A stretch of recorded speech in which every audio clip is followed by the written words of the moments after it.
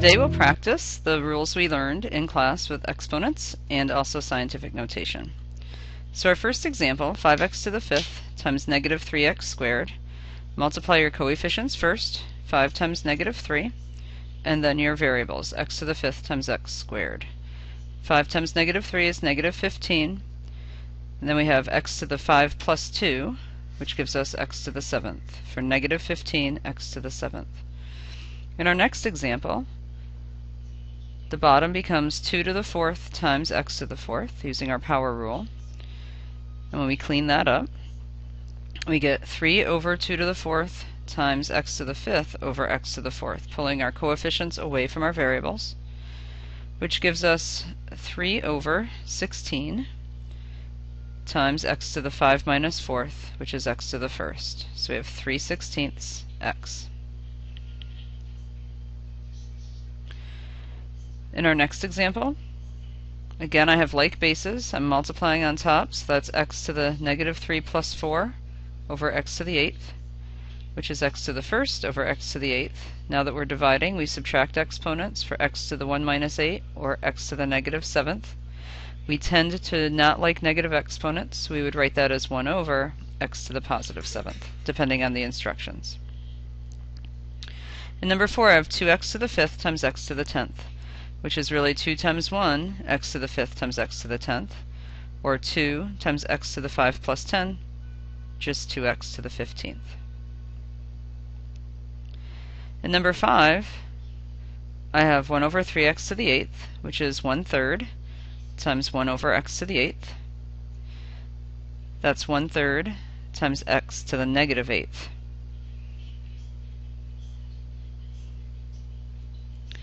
In number 6, I have 6x to the negative 5th over x to the negative 3rd. That is 6 times x to the negative 5th minus negative 3, which is 6 times x to the negative 2, or 6 over x squared. In 7, I have 3 over x to the negative 22, all raised to the negative 3rd, which means I raise everything inside to the negative 3rd. So I have 3 to the negative 3rd over x to the negative 22nd to the negative 3rd. We'll follow our rules. 3 to the negative 3rd is 1 over 3 to the 3rd. X to the negative 27th times negative 3 is positive 66. We'll clean up the fraction. So I have x to the 66th over 27, or 1/27th x to the 66th. And for our last one, we have x to the 2n times x to the 3rd. Here, all you can do is show the addition of those exponents, x to the 2n plus 3. Okay, so you also need to be able to work your rules backwards. And you'll have problems like 9 and 10 very often. This tends to be harder because we're often not expected to do this. So here we're told x is equal to 3 to the a plus 1. We need to understand that that came from a like base of 3 multiplying a 3 to the a and a 3 to the 1. Well, we're told also that 3 to the a equals y. So I'm going to replace 3 to the a with y. So x is equal to y times 3. And the question says express y in terms of x, which means get y alone with an x in your answer.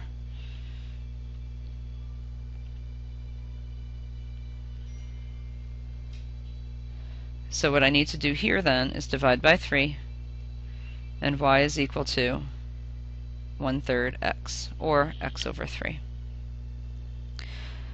Similarly, with number 10, I have x equals 25 to the b plus 1. Well, again, you need to understand that that comes from 25 to the b times 25 to the 1st. Now the problem is using base 5. And so I'm going to need to change 25 to the b to 5 squared to the b, because 5 squared is 25.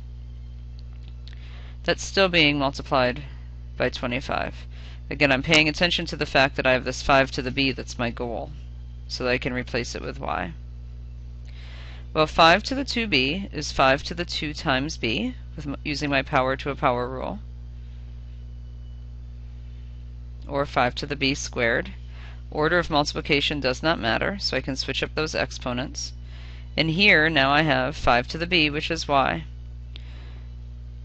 Now I forgot my squared term the first time through this, so that's really 5 to the b is y, but that's squared. So I should have y times 25, y squared times 25, or 25y squared. Hopefully you caught my mistake. Okay. So we can apply properties of exponents to verify identities. Remember, an identity is a statement that's always equal. So what I'll do is I'll work on my left side to make it look like my right side. So I have 2 to the n plus 1, which is really 2 to the n times 2 to the 1. And that's over 3 to the n. Well, now I have both 2 and 3 raised to the n. So I'm going to work my power rule backwards and rewrite that as 2/3 all to the n. And that's times 2 to the first. Now when I clean that up, that's equal to 2 times 2/3 to the n. And suddenly I've proven my identity. We'll work the same one in a similar way. So here I have 3 to the n plus 1, which is really 3 to the n times 3 to the first, minus 3 to the n.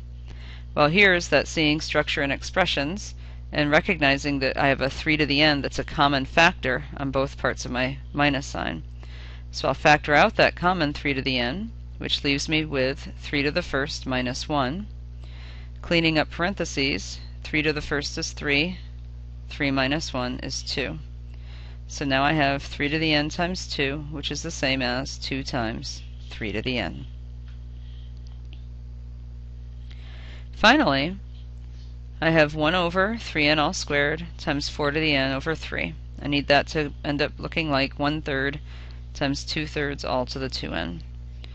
So I rewrite my 1 over 3n to the second is 1 over 3n times 2, and that's still times 4n over 3. So I'm going to pull my coefficients together, and I'm going to rename 4 as 2 squared. And I rearrange that n times 2 as 2 times n. So I really have 1 over 3. Order of multiplication doesn't matter. So 1 over 3 to the 2n times 2 squared to the n all over 3. Again, keeping in mind that order of multiplication doesn't matter, I can move the 3 to the first that's on the bottom of the second fraction off to the left. So I have 1/3 times 2 to the 2n over 3 to the 2n. And now that both 2 and 3 are raised to the same exponent 2n, I can rename that as 2/3 all to the 2n, working that power rule backwards. And I've proven my identity. Okay, so the last thing we need to review is scientific notation. Remember, when you have a negative exponent on base 10, that means it's a small number and you move your decimal left that many places. And you fill in all your gaps with zeros. So 73 times 10 to the negative fifth is equal to 0.00073. If you have a big exponent, or a whole number, positive exponent, that means a big number, which means move your decimal that many places right. So 7.3 times 10 to the sixth is equal to 73 with 5 zeros, or 7,300,000. Now you have to work backwards as well. So if you're given a number written in scientific notation, you move your decimal back, so it's a number between 1 and 10. You count how many places back you went, write your new number between 1 and 10, and it's times 10 to the number of places you moved. So 2.34000 is 2.34 times 10 to the fifth. I lost a 4 there. Make sure you get that in there. 0.0035 is a small number, so it needs a negative exponent on 10. 3.5 times 10 to the negative third. My next one's a big number. To change it to 5.321, count how many times I moved my decimal, times 10 to the eighth.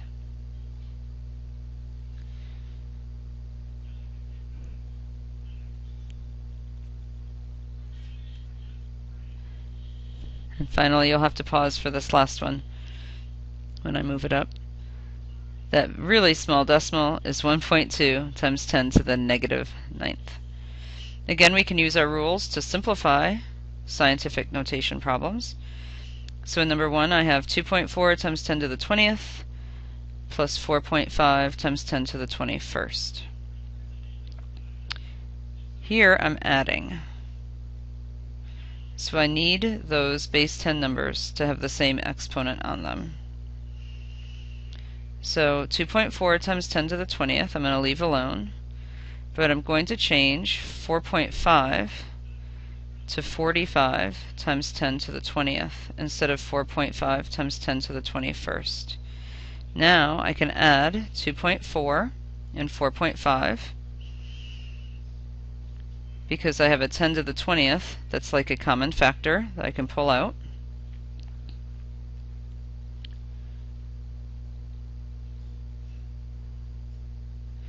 And clean up the inside. So 2.4 times 45 is 47.4 times 10 to the 20th. But that's not good form, so I need to call that 4.74 times 10 to the 21st, since I moved that exponent back over 1. Now in number 2, be careful, we're not adding, we're multiplying. So we'll multiply our whole numbers, 7 times 5, and our base 10, 10 to the negative 7 times 10 to the 5th. 7 times 5 is 35, and then we have 10 to the negative 7 plus 5, which is 35, times 10 to the negative 2, which means move my decimal, 3.5 times 10 to the negative 3, sorry. Wait, that was a negative 4, sorry, negative 5. 3.5 times 10 to the negative 5.